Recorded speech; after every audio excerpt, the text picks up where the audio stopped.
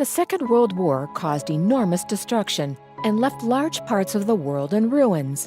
That's why the United Nations was established with one main target: to prevent war in the future. The UN is a meeting point where leaders from all around the world can interact. In the UN, countries try to agree on which rules and agreements should apply in the world. The most important topics of discussion in the UN are peace and security, human rights, and sustainable development.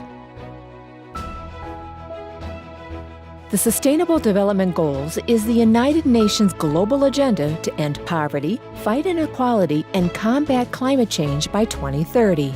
There are 17 goals and 169 targets.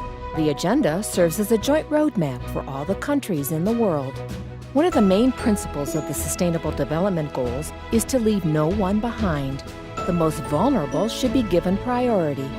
In the UN General Assembly, all countries, small and large, have one vote and the same say.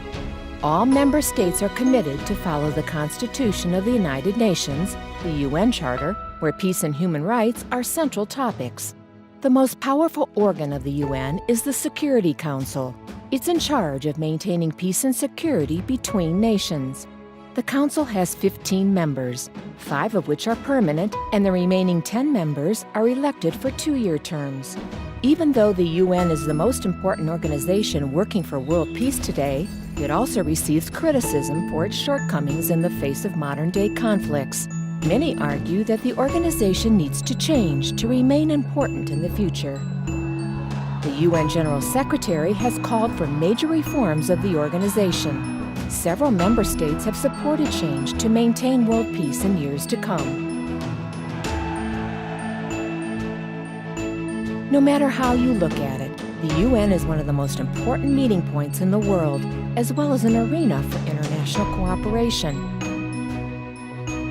Even though the UN isn't perfect, it is the best we've got, and all nations must work together to take care of our world.